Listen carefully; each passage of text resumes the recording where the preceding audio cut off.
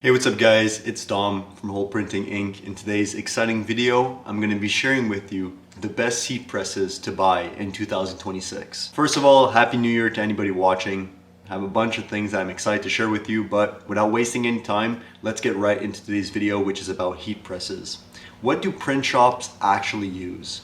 Now, you might be familiar with the Amazon heat presses that you can get for a few $100, and trust me guys, these Amazon heat presses work perfectly fine, especially as you're just starting out. Unfortunately, I had the experience with these Amazon heat presses where they weren't, living up to my expectations. Let me give you a few examples. So as I started my printing journey around, 5 years ago, the Amazon heat presses that were available in my country were pretty good, to say the least. And the same model that I would rebuy, right? Because they would break naturally, eventually stuff breaks.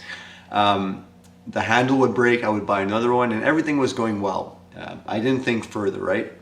Unfortunately though, the models started to change and become cheaper. So these Amazon heat presses just weren't cutting it anymore for me. Moving forward into 2025, I still only had Amazon heat presses. I had 4 of them in total. Eventually, the pressure started to become inconsistent. I'd have to double check every single print to make sure the quality was coming out good.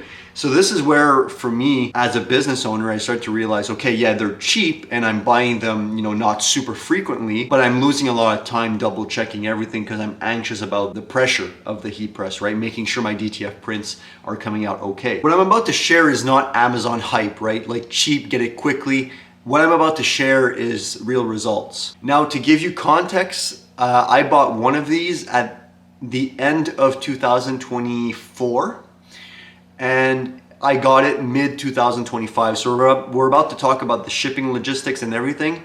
But just to understand how much I enjoyed this heat press and it changed my workflow, I bought one. And then right after I got it, a few months after, I bought 2 more. So I have 3 in total in the shop. Now, why these specific heat presses? Very simple, guys.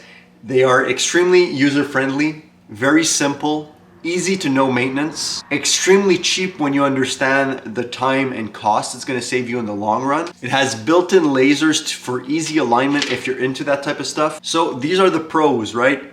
It's a rugged heat press, it's durable, it's tough, it has built-in lasers, it's very low maintenance, very easy user interface. It has a built-in touchscreens, 2 ways to move the heat press, whether it be with the paddle on the ground or with the 2 buttons on the side. It has an emergency kill switch, very easy to diagnose, and if ever there's a problem, you have good after-sales support, which you can actually go and fix minor issues, right? The lack of stress you have on a daily basis, not double checking every single print. When this thing presses, it's pressed on pretty good, right? It shouldn't crack or peel. If it cracks or peels, there's a good chance that it might be something going on with your DTF curing, something else completely. You can basically eliminate the heat press being a cause of, the pipeline of your production failing, right? If your prints start cracking, I would not check the heat press, number 1.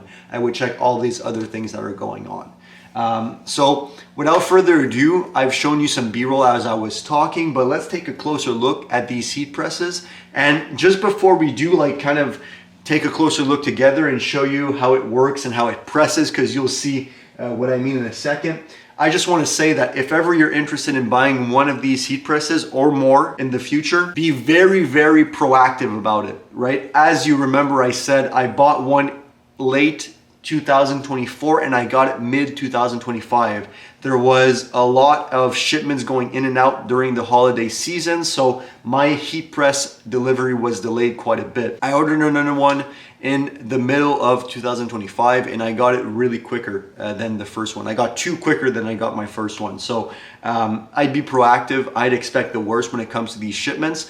I wrote down 45 to 90 days, can give you a rough idea. Business days too. So just communicate with the seller, make sure you understand the timeline, and don't rely on these heat presses too much, right? Always have your backups until you get these heat presses, and I'd buy more than one. Let's talk about some questions that are coming out in my brain as I'm kind of putting myself in your place as a consumer. Number 1, electricity. Ideally, you'd have a 20 amp circuit and you wouldn't overload the circuit. So let me give you an example. Most of your home plugs, I'm in Canada, so I'm not sure how it works in other parts of the world, but in Canada, you have 15 amp plugs all around your house, right? These are your standard plugs. You plug in your phone charger in that plug. You can plug in a lot of appliances like a TV. Most of the things go in a 50 amp regular plug, what you have around your house. When it comes to these heat presses, I heavily suggest getting a 20 amp plug. Just ask an electrician. They're gonna connect a 20 amp plug and they're gonna connect it straight to your panel, right? So that's basically the electricity I would suggest having. And the more heat presses you have, just make sure they're all on their own 20 amp panel. Very simple, an electrician is gonna come out. It's a simple job for them. It might cost you a few $100, right? Depending from where you are in the world and who's doing the job and how quickly the job is getting done. But for the price of the heat press and the electricity, after that you're all set, and you have peace of mind too. You won't have the breaker jumping every single 15 minutes. And besides that, once you actually get the physical heat press, make sure you have people to help you. I would suggest 3 to 4 people to lift up the heat press and put it either on the stand that you're gonna buy with this heat press, or put it on some type of very, very tough table. So these are the ideas that are coming to my brain as I'm kind of explaining, what to expect, what to do before you get the heat presses, and what to do after. Without any further ado, let's take a closer look together. As you unbox the heat press, it's gonna come in a big crate, so ideally also be on the first floor. I'm in my garage, it could be in your home, it can be in a shop. As little stairs as possible, the flatter the area, the better. So for us, they brought the heat press crate all the way here. We unboxed it. We were 3 or 4 people. We lifted the heat press together and we dropped this on this right here, which is very solid, right? I have no issues with this whatsoever.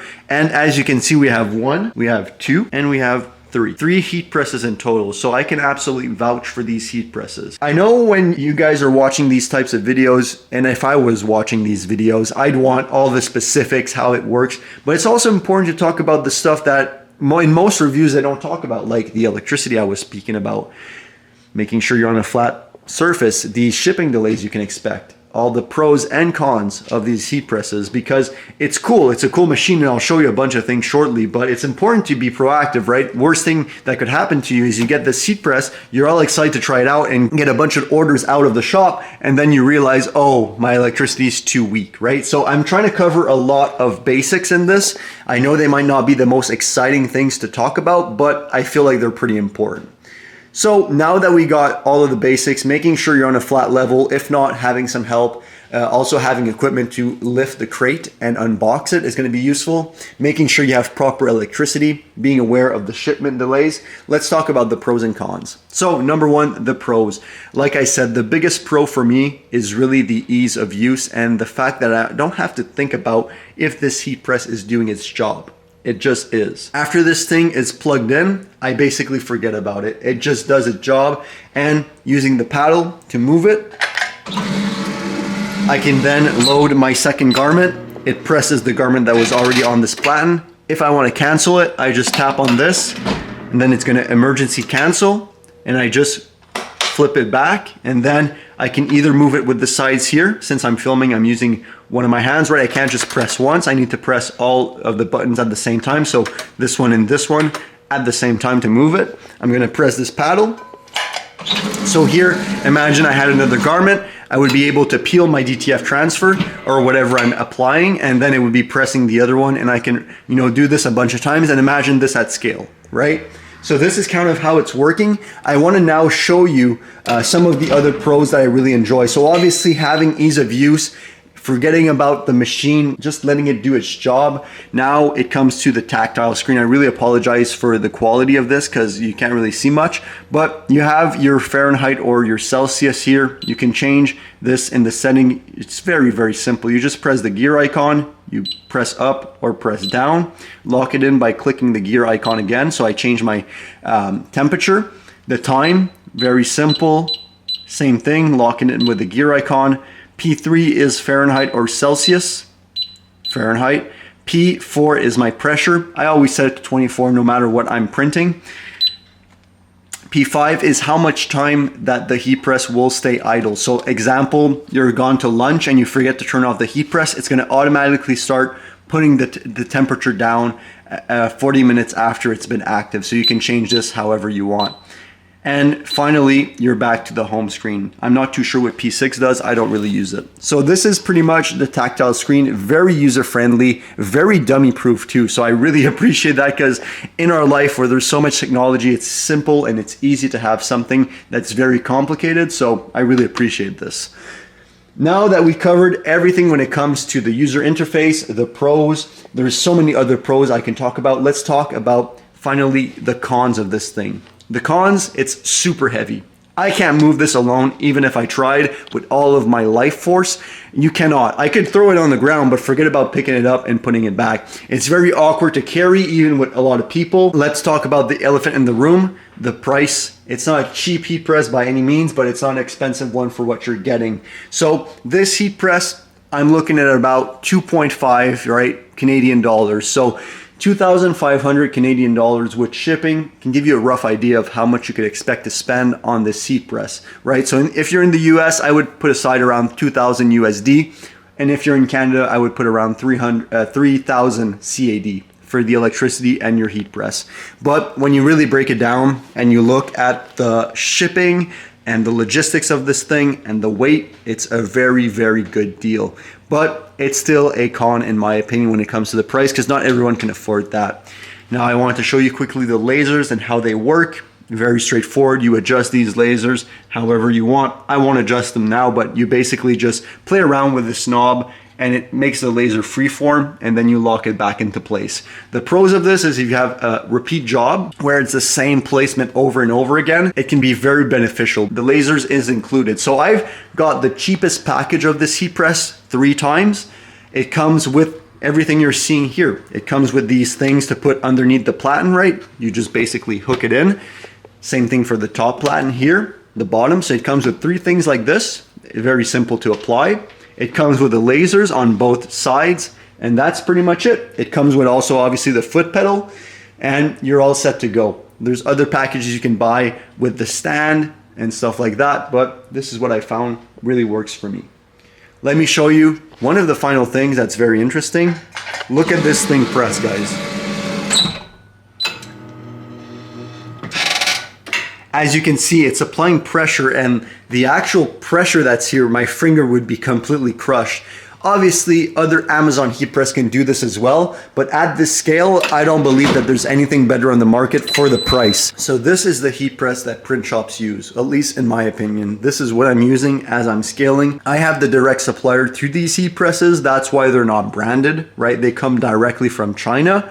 Hence also why it takes so much time to receive them. Whether it's this machine, whether it's an Amazon heat press, whether it's a bigger heat press than this, I've seen that they have like screen printing type-esque heat presses where you have like 6 different platens and it's like 2 of these things on the top that are pressing. It doesn't matter. There's also MEM, which is a very good company. I've heard really good things about them. It just doesn't matter. As long as you enjoy your equipment and it serves the purpose that it should for you. I just wanted to share what I've been using recently and what the top print shops are also using in my experience. I'll have a link to a few of the suppliers, even though I won't have this specific product link. It's not like you can currently buy this on my website, but I will have 2 of the companies that I would trust in a purchase like this. I'll have the company that I bought these from, right? All of the 3 heat presses, and I'll also have a runner-up, which is called MEM. I've heard really good things about them too. So you choose, you talk to the sellers, and you figure out what works best for you. If you guys enjoyed this video, make sure to leave a like, comment down below, and subscribe if you're new. This was Dom from wholesprinting Inc. Make a print you'll never forget.